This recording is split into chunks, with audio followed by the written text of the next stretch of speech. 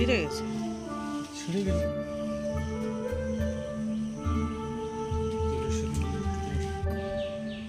কলা পাতায় কাঁচা ইলিশ হবে, তার জন্য সাদা সর্ষে, কালো সর্ষে আর এই কাঁচা লঙ্কা শিলে বাটা হবে।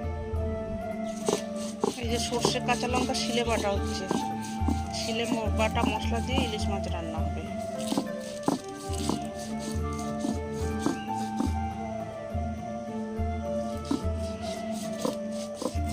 নমস্কার বন্ধুরা, ঘটিবাটি রসোই ঘরে আপনাদের সবাইকে স্বাগত। আজকে আমি বানাবো, দেখুন, কলা পাতায় কাঁচা ইলিশ। দেখুন, তার জন্য এই যে ইলিশ মাছ, বড় একটা ইলিশ মাছ, 1 কেজি 400 গ্রাম ওজন। এই ইলিশ মাছটা দিয়ে আমি কলা পাতায় কাঁচা ইলিশ বানাবো। তার জন্য লাগবে এই যে শিলে বাটা সর্ষে, কাঁচা লঙ্কা বাটা। আমি বেশি মশলা দেবো না, ইলিশ মাছে কখনো বেশি মশলা ব্যবহার করতে নেই। হালকা লাইট মশলা দিয়ে ইলিশ মাছ খাবেন, ইলিশ মাছের অরিজিনাল সেন্ট পাবেন, টেস্টও পাবেন, অরিজিনাল টেস্টটা পাবেন।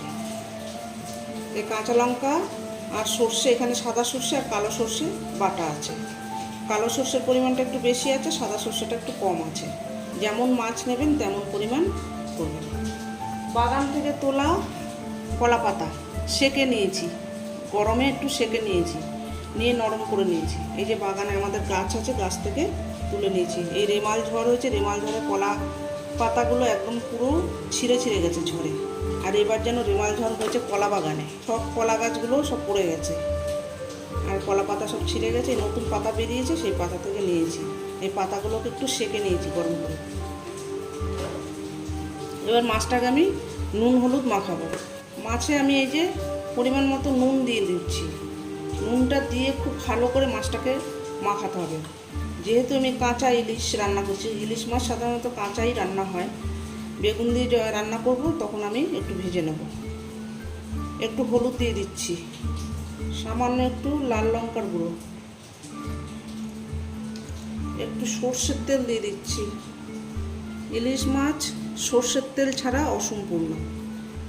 ইলিশ মাছ যখনই রান্না করবেন সর্ষের তেল দিয়েই রান্না করবেন। খুব ভালো করে এবার মাছটাকে মাখাবো। নুন হলুদটা যাতে ভালো করে মাছের ভেতর ঢুকে যায়, মাখিয়ে বেশ কিছুক্ষণ রেখে দেবো ম্যারিনেট করে। এইভাবে করে ঘষে ঘষে মাছটাকে একটু নুন হলুদ মাখিয়ে নিতে হবে। হাফ মাছ আমি বেগুন দিয়ে রান্না করার জন্য রেখেছি, কারণ আমার ছেলে সর্ষে পছন্দ করে না একদম। আর এই যে এই মাছটাকে আমি কাঁচা ইলিশ বানাবো, কলা পাতায় কাঁচা ইলিশ। এবার এই সর্ষে বাটাটাকে দিয়ে দিচ্ছি এর ভেতরে।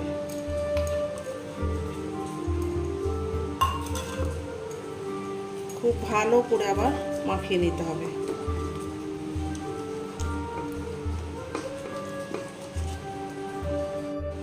আর একটু হলুদ লাগবে, আর একটু সর্ষের তেল লাগবে। একবারে মাখিয়ে বসিয়ে দেবো তো কাঁচা ইলিশ, একবারে সর্ষের তেলটা এখানে দিয়ে দেবো। এবার এটাকে আবার একটু ভালো করে মাখাবো। মাখিয়ে কিছুক্ষণ পরে আমি আসবো। পাতার উপরে একটু সর্ষের তেল দিয়ে দিচ্ছি।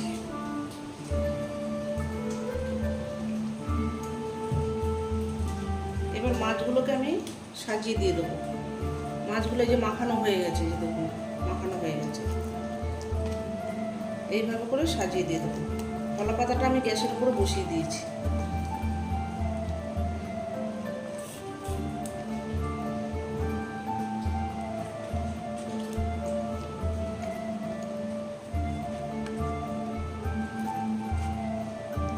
এইভাবে করে সুন্দর করে সাজিয়ে দিতে হবে। এবার যে বাদবাকি মশলাটা আছে, মশলাটাকে ভালো করে দিয়ে দেবো।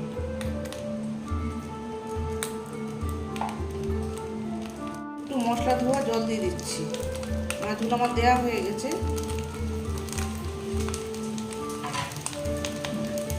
এবার ঢাকা দিয়ে দেবো,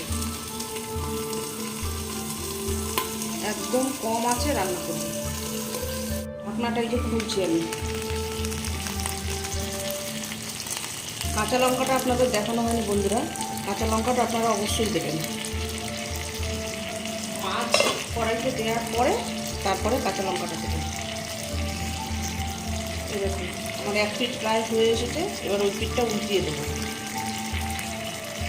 পাতাটাকে উল্টিয়ে দিয়েছি, এবার এখান থেকে আরেকটু তেল দেবো, কাঁচা সর্ষের তেল। ইলিশ মাছ মানেই হচ্ছে সর্ষের তেলের ঝাঁঝ, সর্ষের ঝাঁঝ। কলা পাতায় কাঁচা ইলিশ। এই পিঠটা হলে তারপরে আমি নামিয়ে সার্ভ করব। আবার এই পাতাটাকে দিয়ে একটু ওপরে পাতাটাকে, যে নিচে পাতাটা দেওয়া ছিল সেটা দিয়ে একটু ঢাকা দিয়ে দিচ্ছি। নামিয়ে গ্যাস অফ করে দিয়ে নামিয়ে থালায় করে নিয়ে উপর করে ঢেলে দেবেন। আমি ক্যামেরাটা এক হাতে করে আমি দেখাতে পারলাম না আপনাদের, নাহলে এইভাবে করে উল্টিয়ে দেবেন। আবার একটু ঢাকা দিয়ে দেবেন, দিয়ে একদম গ্যাসটাকে সিম করে দিয়ে আর একটু হলে নামিয়ে নেব। এই যে বন্ধুরা দেখুন, কলা পাতায় কাঁচা ইলিশ আমার রেডি হয়ে গেছে। এবার আমি এটাকে নামিয়ে ফেলবো।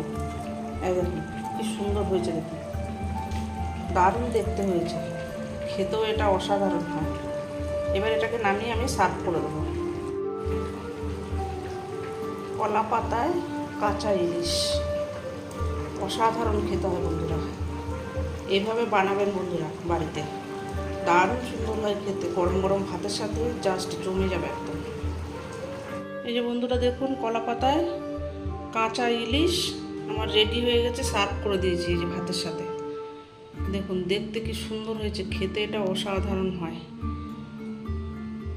সেদ্ধ কাঁচা লঙ্কা কিন্তু অবশ্যই দেবেন। ভিডিওটি যদি ভালো লাগে আমার চ্যানেলটির সঙ্গে থাকবেন, সাবস্ক্রাইব করবেন, লাইক করবেন, প্রচুর প্রচুর শেয়ার করবেন। নেক্সট ভিডিও আসার অপেক্ষায় থাকবেন। ততক্ষণ আপনারা সবাই সুস্থ থাকুন, ভালো থাকুন, সাবধানে থাকুন। ধন্যবাদ।